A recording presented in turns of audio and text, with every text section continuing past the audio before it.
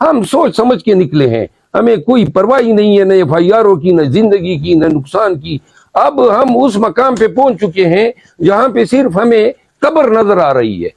کون سے نامعلوم افراد، کیا اسٹریٹجی ملک میں دیکھیں، اتنی بھی اندھیر نگری نہیں ہے۔ دیکھیے عوام جو ہے وہ تمام مسائل کا حل ہے۔ یہ ہمیں 1500 ہمارے ورکر بیٹھ جاتے تھے، کنونشن نہیں کرنے دیتے تھے نا۔ جب ان کی تعداد 10,000 سے بڑھ گئی، کسی کی ضرورت ہوئی ہمارے کنونشن پہ حملہ آور ہونے کی۔ پنجاب میں نکل آئے نا، لاہور میں 1,50,000 لوگ نکل آ جائے، منڈی میں، باؤدین میں نکل جائے، فیصل آباد میں نکل جائے۔ کون 50,000 لوگوں کا سامنا کر سکتا ہے؟ کون 30,000 لوگوں کو مروا سکتا ہے یا گولیاں چلا سکتا ہے؟ لوگوں کو ذہن میں بیٹھنا چاہیے، یہ آپ کا ملک ہے، یہ آپ کے حقوق ہے۔ ریاست، سیاست، جمہور اور یہ تمام چیزیں کرنا آئین آپ کو دیتا ہے، صرف ہمت کی بات ہے۔ پنجاب میں 50,000 1 لاکھ کے کنونشن ہوں گے، نہ کوئی 1 لاکھ لوگوں کو مار سکتا ہے، نہ 50,000 کو مار سکتا ہے، نہ 10,000 کو مار سکتا ہے۔ بس نکلنے کی دیر ہے اور آپ کی ملک کی کایا پلٹ ہے۔ سر آپ نے بلوچستان کی بات کی ہے، کل منظور پشتین کو ایک احتجاج میں جانے سے روکا گیا، ان پر فائرنگ کیا، اس کے بعد گرفتار کیا گیا، تو کیا آپ کے ساتھ بھی بلوچستان میں یہی ہونے جا رہا ہے جب آپ بلوچستان کا رخ کریں گے؟ اگر دیکھیے، میں پہلے تو منظور پشتین پہ حملے کی شدید الفاظ میں مذمت کرتا ہوں، ان کی گرفتاری کی بھی مذمت کرتا ہوں۔ کس کو حق حاصل ہے کہ کسی پاکستانی پہ گولی چلائے، اور کیوں گولی چلائے؟ یہ بندوقیں بارڈر پہ دفاع کے لیے دی گئی ہیں، یہ پاکستانیوں پہ چلانے کے لیے نہیں ہے۔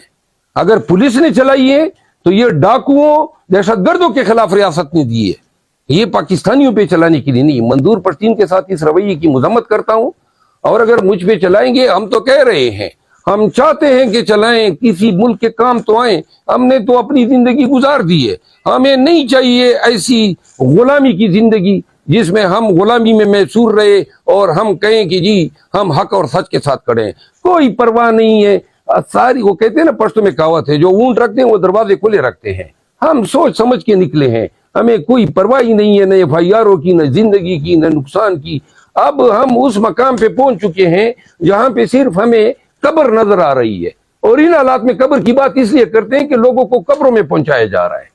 اچھا بلوچ صاحب، ماضی میں آپ کا فارم ہاؤس بھی گرایا گیا ہے، اب آپ کو لائف تھریٹس بھی ہیں، خود کا حملے کے حوالے سے بھی آپ بتا چکے ہیں کہ آپ کو حکام بتاتے رہتے ہیں، اللہ نہ کرے آپ کے ساتھ کوئی ایسا حادثہ ہو جائے، کس کے اوپر الزام اٹھائیں گے؟ میرے ساتھ ہو جائے نا تو ہم اینٹی پاکستانی لوگوں پہ الزام دور، میں پاکستان کے لیے کھڑا ہوں، کوئی میرا ذاتی ایجنڈا نہیں ہے، نہ مجھے کوئی وزیر بننا ہے، نہ مجھے کوئی شوق ہے، اور میں صرف خان صاحب کے اس کاز کے لیے لگا ہوں کہ پاکستان میں قانون کی حکمرانی ہو، یہ عدالت بے توقیر نہ ہو، یہی میری خواہش ہے۔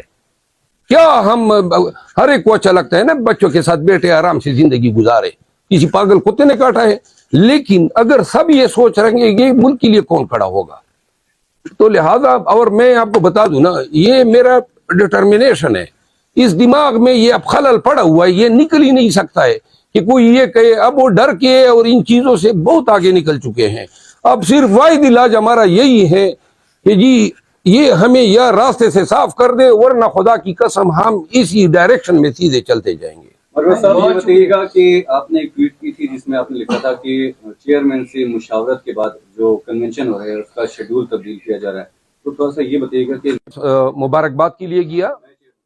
میں بیرسٹر گور صاحب کی بات کر رہا تھا، اور بیرسٹر گور صاحب اب ہمارے موجودہ وقت میں فی الوقت چیئرمین ہیں، تو انہی کی نگرانی میں، انہی کے ہدایات کے تحت ہماری پارٹی اور جو ہیں خان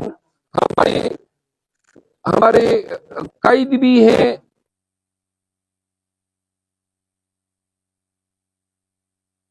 مل کے چیئرمین صاحب کی نگرانی میں یہ تمام ہدایات کو فالو کریں گے اور پارٹی کا پیغام پہنچائیں گے۔ اور ملک اس سیاست کا کس طرح متحمل ہو سکتا ہے کہ جب آپ کی ساری ناؤ جو ہے وہ یہاں پہ رک گئی کہ نوکر آپ کو مل گیا، اور نوکر جناب جو غلط اس شخص نے پینگ کی ہے، یہ میں دعوے سے کہہ رہا ہوں کہ اس شخص نے قذف کا ارتکاب کیا ہے، اور ان تمام لوگوں نے قذف کا ارتکاب کیا ہے جس کی سزا دروں یعنی کوڑوں میں ہے۔ ہم ان کے خلاف قذف کے کیسز دائر کر رہے ہیں، نمبر 1۔ نمبر 2، پاکستانی قوم سے استدعا ہے، یہ بیان پڑھو، آپ کا ملک کس نہج پہ جا رہا ہے؟ کیا کر رہے ہیں آپ لوگ اس ملک کے ساتھ، اس ملک کی اخلاقیات کے ساتھ، اس ملک کی نظریاتی اور اس ملک کی جو ہم نے اخلاقی اقدار ڈیولپ کی تھی؟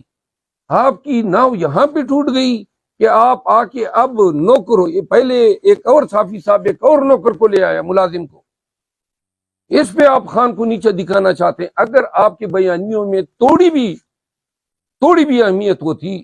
دیکھیے میں آپ کو قانونی طور پہ بتاتا ہوں، یہ کیس قانونی طور پر میں اس میں ریپرزینٹ کر رہا ہوں دونوں کو، چیئرمین پی ٹی آئی کو اور ان کی بی بی صاحبہ کو. یہ مقدمے میں یہ گواہان ہمارے سامنے آئیں گے.